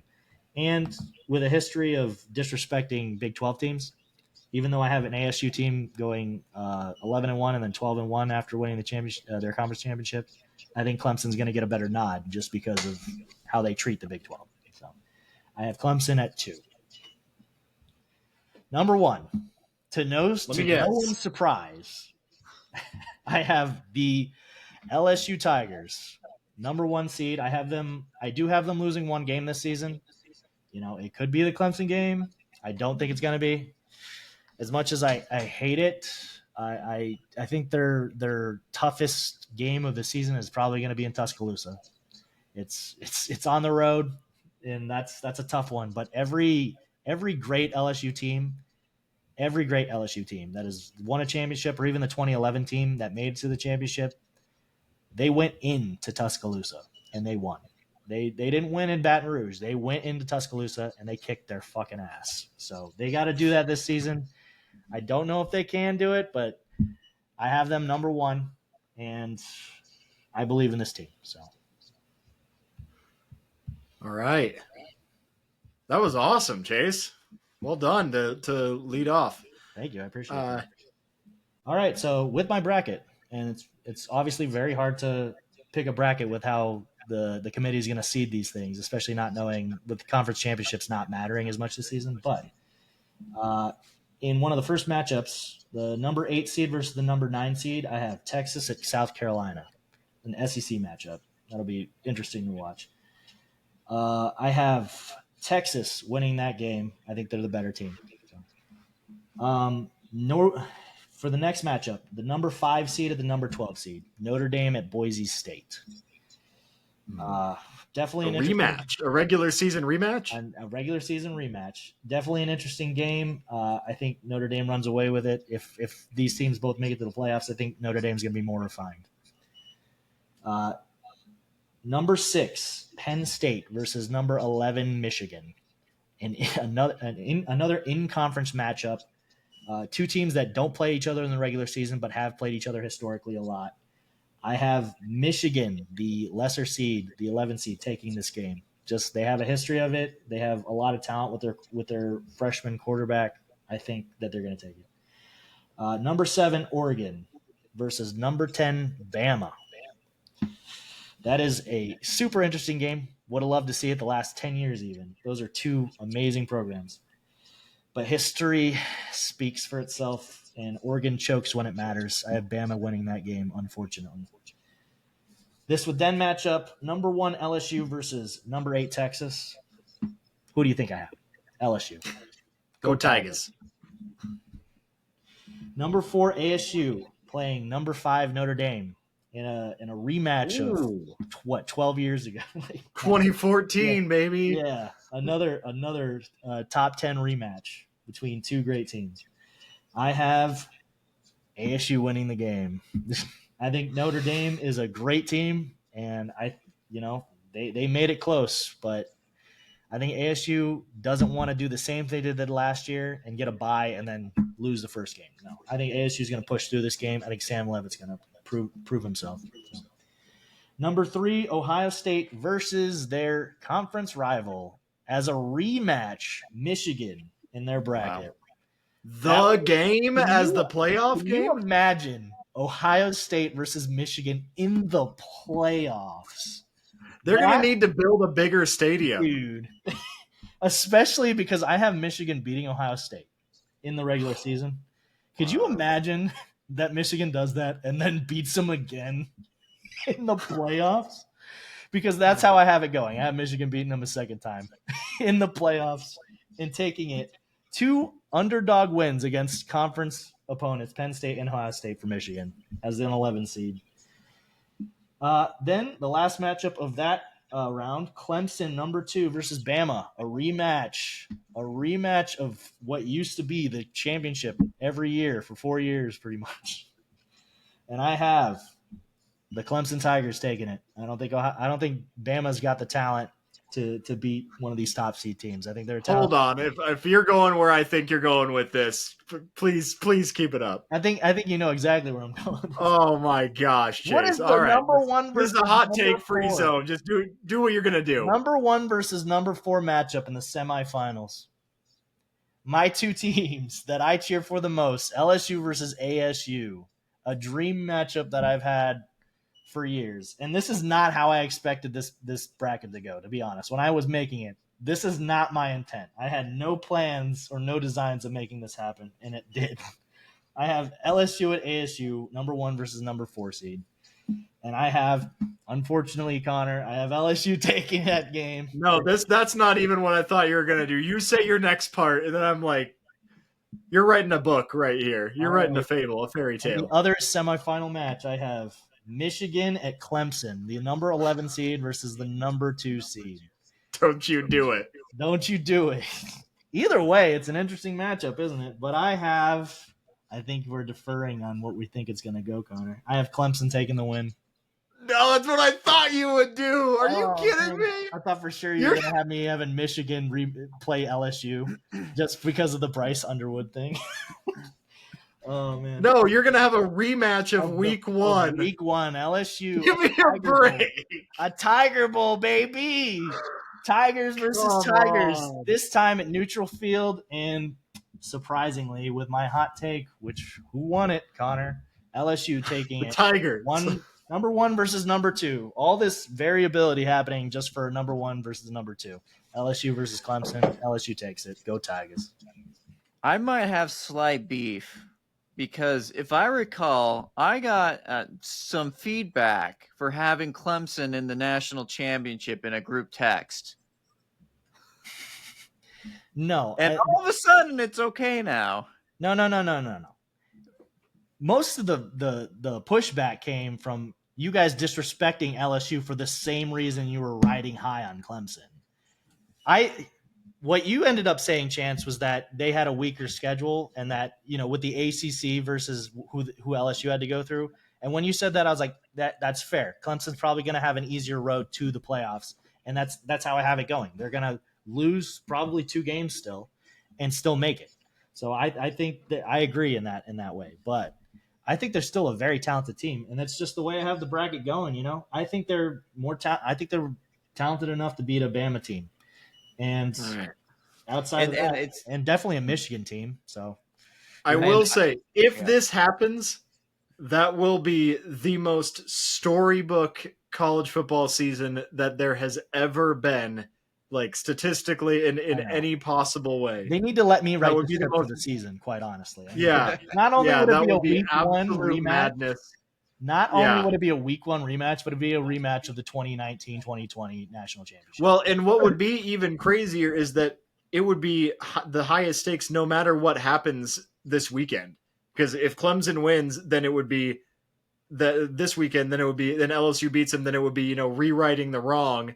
Or if it would be LSU, then it would be LSU from day one being dominant, being the best team the entire season, basically. I mean, that is the most dramatic thing you could have possibly come up with in your mind. Dude. I will say though, I didn't make an entire bracket. I just speculating on which teams were going to be there in general was kind of enough for me with this drill. My only fanciful thing was I differ with you only on one team actually, and that's Notre Dame. I've switched out Baylor for Notre Dame. I believe in the committee enough I think Baylor is for real this year. I think that and now I do have a hot take saying that Kansas is going to be the runner-up in the conference. What I'm saying is that if there's another Big 12 team, then Baylor could be that third team that then Arizona State beats Kansas in a convincing fashion, and then Baylor gets that second bid because they had that tiebreaker, and then they wouldn't get BYU'd out of the playoff like what happened to BYU last year. I think so. Anyway, that's the only place I differ. I just think Notre Dame's beginning of the season schedule is too much, and they've been let out of the playoff before for having a couple of squeaky losses just because they choose not to be in a conference. And with their schedule, they have a lot more margin or a lot more opportunities for error this year, and I just don't see them holding up. Now, I think I did pick them to lose in week one, and anyways, that's my main funny. difference there. That's funny because basically our only defer at that point would be that I believe that the committee is going to wrong the Big 12, and you believe that they're not going to, because I have Baylor also in the conference championship. Yeah, I do think it's more and I have them likely getting disrespected after the loss. So yeah, I do think it's more likely that the committee finally makes one good decision in my scenario than that you script something that Walt Disney himself couldn't have written for a magical college football year. To be fair, I have the same thing happening in Georgia. Essentially, I have them making the conference championship, but losing and having it be essentially their third loss of the season and being nope. Yeah. So, anyways, do you have at least a list of your 1 to 12? When I made my I'm gonna be honest, when I made my list, I made it by conference. I didn't make it in an order. I picked who I thought would make it from the conference. So I picked just and what's making me even more mad is that I have 4 SEC teams. I've got LSU, Texas, Florida, and South Carolina in there, and it's making me very. Oh, I'm riding high on Florida, guys. I have Florida now. up there. Now I understand that mathematically that might be impossible, but I'm saying if you're talking about the teams that I actually do think have a good shot this year, yeah, those are my 4. I have 4 too, but obviously not Florida. But yeah. Oh, I guess we differ on more than one then. No. Do you have Michigan? Chance. Yeah, I got Michigan. I got Michigan, Ohio State, and Oregon. And do I have to wait? Hold on. Reference my list. Something on Michigan, Penn State, Ohio State, Michigan, Oregon. So I guess I got 4 Big Ten as well. I got Boise State, and then I got ASU and Baylor. I guess Clemson. I guess I only got 1 ACC team, and I have no independents. So I don't have Miami. I just have Clemson. No Notre Dame. Yeah, I have 1 ACC, the independent Notre Dame, G5 Boise State, because they're guaranteed a spot. And then effectively, yeah. Because honestly, I think if this broke down the way I think it is, and they weren't guaranteed a spot, they were going to bump Boise State for another team. It was probably going to be like a Georgia or Baylor. So, but yeah, I have 4 SEC, 4 Big Ten, which is not shocking. That's basically what the Big Ten's trying to bid for now. Anyway, they're like, we should get guaranteed spots. But anyway, Chance, take us home, buddy. I'm gonna speed run mine a little bit because I'm a little scared. It's a rough list, but maybe it's for the believers out there. At number 12, I have Illinois. Squeaking in. I've got 11 Boise State, 10 ASU. I got 9 Texas, 8 Texas Tech, 7. Wow, you believe LSU. in the Big 12. What? You believe in the Big 12. Well, they're lower seeds. Okay. 7 LSU, 6 Oregon, 5 Penn State, 4 Notre Dame, 3 Georgia, 2 Clemson, 1 Ohio State. I know. Hey, but come on, I put in Illinois. What a hot take. Really quick, and excuse my profanity. How am I the only fucking person that put Bama in the fucking playoffs, and I hate them? How am I the only person here that put Vance has a hot take thinking they're a top 10 defense, and he didn't even put them in the playoffs. Alabama almost made the playoffs last year with 3 losses, 2 of them to 6-6 teams, and you guys think they're not going to get put in this year? How many losses do you have them having? Probably 3 again. Barely missing it again. You having them 3 again and not making it? That's crazy talk. You're the one who's hyping up the SEC to be just a team of like an entire conference of Super Saiyans. Your problem with my list isn't Texas Tech or Illinois; it's Alabama. I will say that's a little egregious that is your gripe. No, I mean, obviously, first thing I said was, wow, you really believe in the Big 12. I think Texas Tech is going to be in over Alabama this year. Yeah. As someone who has made everybody knows my disdain for Alabama, but come now. My first thing, if this was not a hot take free zone, my first gripe would have been, you have more than one Big 12 team making it. It's just 2. It's 2. If Paul Feinbaum were here. Connor had 2 of them? The way the committee looks at them, there's just no way. But it could happen. Oh boy! I think chaos. Chaos has to happen. I have a Baylor team. No. I have a Baylor team losing 2 games. Chaos did happen in the Big 12 last year, and honestly, if it weren't for Kansas, they would have had 2 teams. I don't know about that. I truly don't know. I think they're constantly gonna be. No, it would have worked out if BYU had not lost to Kansas, and then ASU versus BYU would have rematched, and BYU would have, and that's the hard thing to speculate because if BYU beat Kansas last year, even if they lost twice to Arizona State, I think they get in.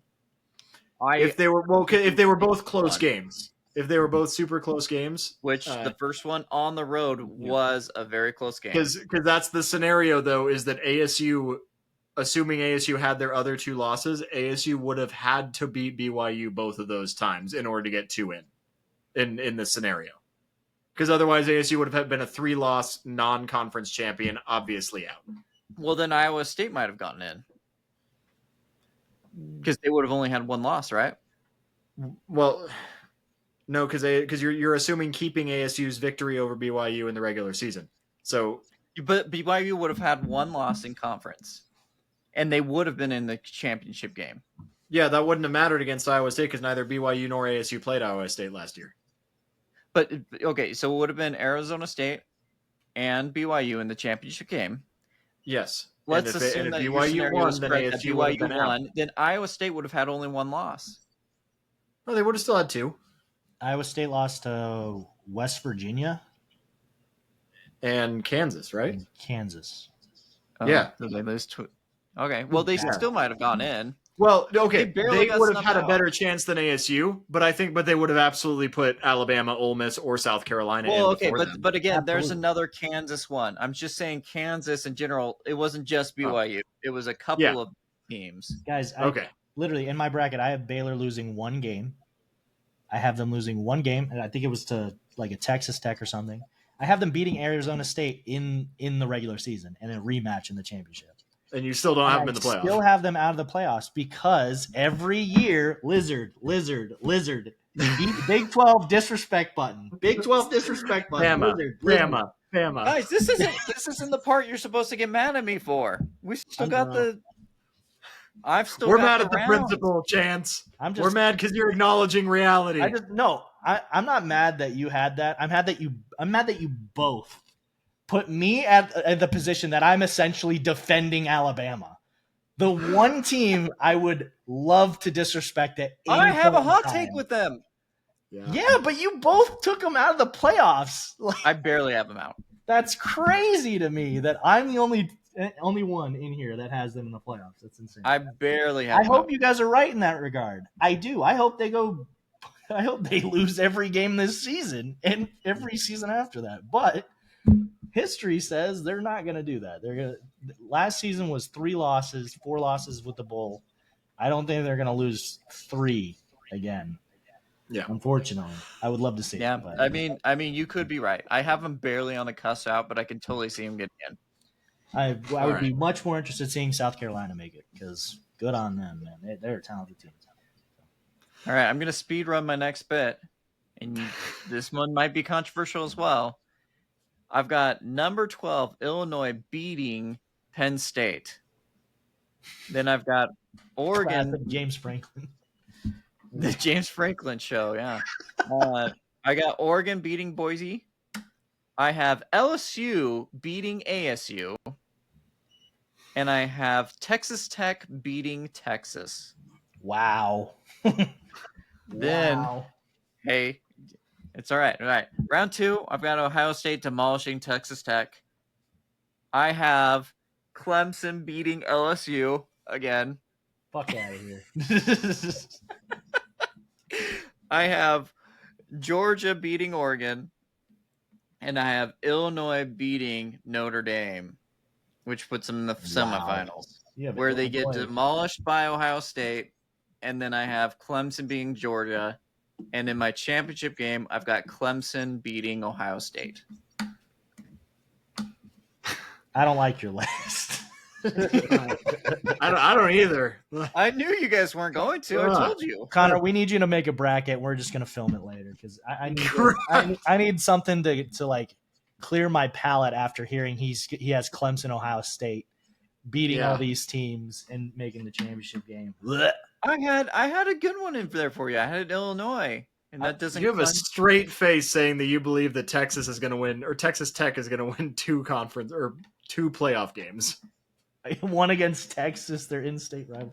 That's crazy. Wouldn't that be a great story? That would. Wait, I don't know. I probably blacked out because of the disrespect on LSU there. Who did you have winning, Clemson or Ohio State? Clemson. Okay, so no repeat for Ohio State, but they make it. Okay. No. Yeah, it's still one of the most disgusting brackets. Wow. But we are all very lucky that this is a hot take free zone, and somehow we made it through this entire episode without a single hot take. Well, wait! Before we end the episode, I do have something because somebody tried to skid through the whole episode without talking about their hot take. They didn't even make a Vegas bet where Texas A&M is 24.5-point favorites. yeah. And he wouldn't even say, you need to take UTSA on that one. Got anything to say, Connor? You're not doubling down with your wallet, Connor? UTSA over Texas A&M? I want all of our fans to take that minus 2,100 betting favorite. Yeah, or that minus 2,100 betting underdog. Stan, get your wallet out. You're betting on UTSA this week.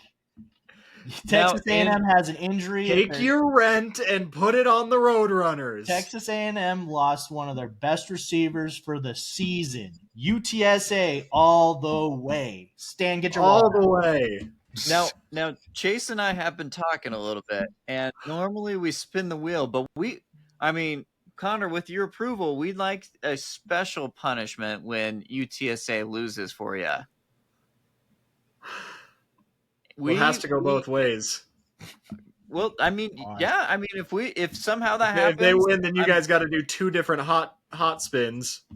Well, that's fine. We'll take the hot spins. I mean, Chase, I'm pretty confident. You're not even this other thing first. Come on. So, all right. So, what we propose, instead of spinning the wheel, we've got a special one that we really want you to do, and it has to do with Texas A&M specifically, since they will be beating your team. We would like you to become a Yell Squad leader for a video.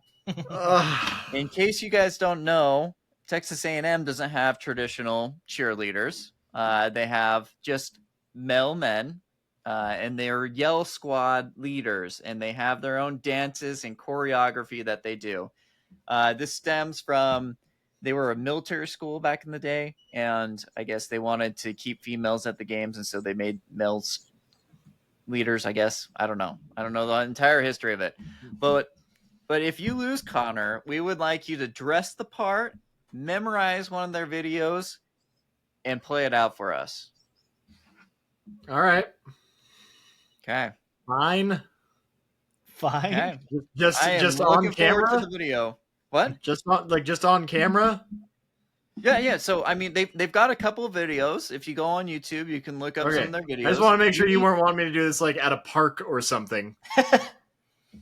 There's going to be way more people on YouTube than at a park. Oh my goodness. Okay, fine. Before I dig myself into a hole, ends up with me at the village. I want the overalls on. I want you to memorize the choreography. I want you to teach us the Texas A&M cheers. Hey, I'm gonna go. Yes, I accept your terms on the caveat that we publish this short, and if this short gets 2,000 views, then we'll do it. Otherwise, I'm doing a regular spin. Wait, if we publish this short and this short, this short with inviting you to the challenge, and it has to get 2,000 views. Yep. Then yes, I'll take that. And obviously, if UTSA loses across all platforms, across any one platform. I'm gonna have it replaying. I'm gonna tell my family. Yeah, everybody, please replay this 1,000 times as you're watching it. 2,000 views on this short on any given platform, and then obviously UTSA loses, and I will eat that unique cold take. All right. Blow this short up. Like, subscribe, whatever platform it's on. Guys, we need to see Connor punished. His ego's a little bit unchecked, much like how he feels about Nico at UCLA. And I think he just needs to be taken down a peg, All the Texas A&M fans, don't you want another Yell Squad leader on your team? Come on. Okay. All right. Ladies and gentlemen, this has been the Concussion Protocol podcast. For Chance and Chase, I am Connor. Welcome back to football. Week 0 was awesome. Week 1's going to be even more amazing. We'll see you next week. Go Tigers.